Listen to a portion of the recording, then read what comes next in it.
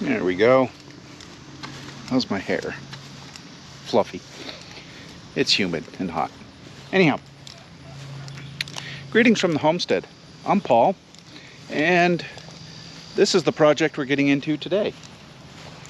We have a trail ride coming up, and I want to try to get this streetable again. The problem that I have been having with it is this wheel over here, above 35 miles per hour, has death wobble. It's on this side. It's a good possibility that, if you can see that, see the crack right there? Yeah, those tires might be toast, but we're going to try to troubleshoot that, and we're going to modify this. Some of you might find this a little backwards, but we might go up a tire size, but we're going down in suspension because we're going to try to get this so that it is more stable off-road. She's a little bit questionable on certain aspects. But the first thing we got to do, we need to reinstall our starter that we borrowed to get the diesel running. And then probably, tire pressure. And also need to give it a bath because, well, I don't want to crawl under it when it's really, really, really dirty. So,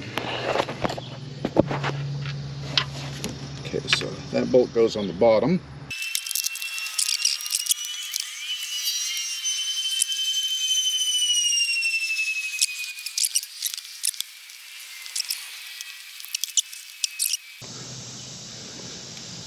All right. Now, love it when big ugly bugs come out of the woodwork. All right, it took me a minute, but I was able to find the key because, well, I haven't even tried to start this, and I'll be optimistic and say a year.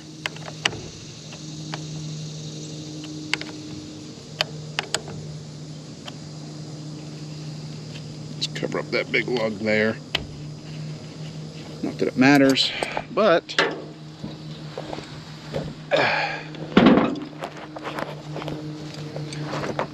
let's see if any hornets come out of the undercarriage with me in it.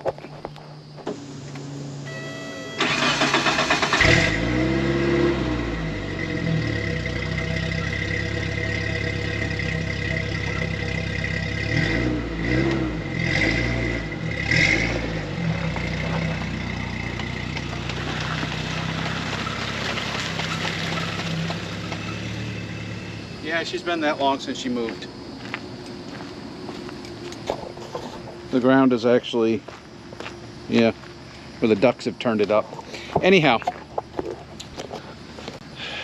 next step is a bath. Because, well, I can't see out any of the windows. Additionally, if I'm going to crawl underneath it, I kind of want a lot of the dirt taken off. So I've got something for that. Give me another minute. And a leaf blower.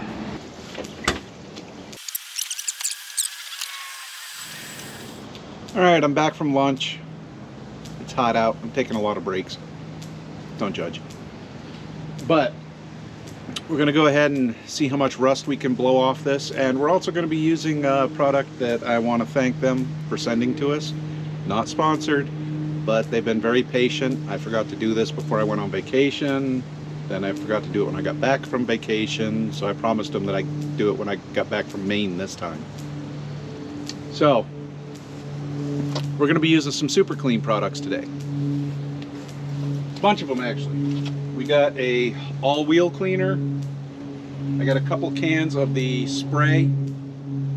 And then I've got just original by the gallon that I've got in a mix, partially diluted down in a agricultural sprayer. We're going to use all three of these today to try to clean this up so that when I'm working on it, it's not as bad as it is right now. Oh, we're going to be using a little power washer also. We're not going to be worrying about closing this up either, because, well, the interior almost needs as much of a bath as the exterior.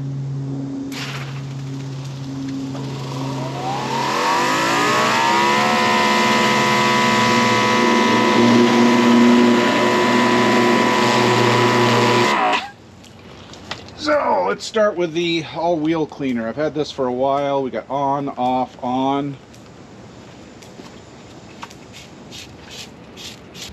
Then for the fender wells, we're going to go with the aerosol. I don't know if I need to shake it, but I just did. Don't breathe it. And then while we're just spraying everything down,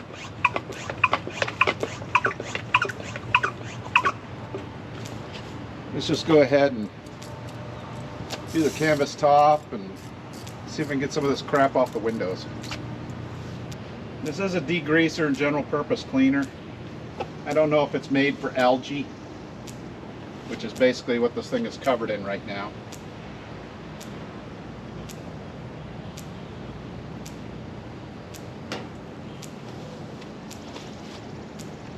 But we're going to find out.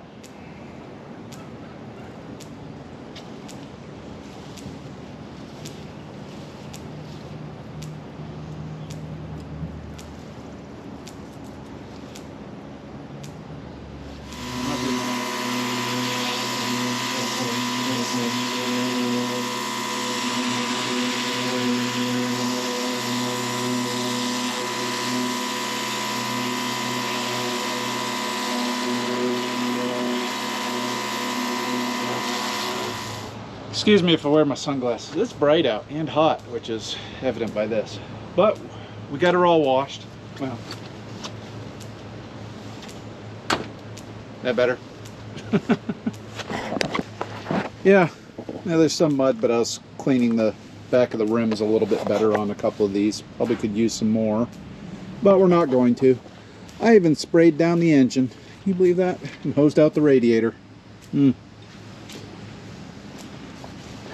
Now this did identify a couple issues that I'm going to have to address at some point. You know, we get these spots here. That's not good. More concerning. You know, there's the fender well. There's a. All of this is gone. Got, well, yeah. Woo. Problem is. That's the exhaust right there. So we do have some rather major issues we need to address. I don't yet know how, because I am not a body man. I'm sure well, yeah, we're gonna take a look at that too. But for now, I think it's time to get this into the garage and give it a day or two to dry out before we start the project. Now, what is the project? So as I mentioned before, she's a little unstable off-road. Well, we also got several parts here that can go on it, like 48 gear, 4.88 to 1 gears. I got an exhaust header back there for the cracked header. Got some new belts. I got new steering for it to go on there. There's a belly skid over there, because we're going to go back to spring under axle versus spring over axle that it has right now. Give it a little bit more stability off-road, but need to get it in the garage and go ahead and do that. There's a couple other issues with it that I will address when we get it in here, i.e. next video. The diesel swap right there, that's not happening this trip. That still has way too much. In fact, here's my running board on what I need for it. And I'm not sure that's all of it. I know that's what I need, but I don't know if that's all I need. Make sense? Anyhow, it's bloody hot. I'm gonna go pull the Jeep in and then do something like, I don't know, mow the lawn. I think it might have dried out just enough so I can actually almost finish it.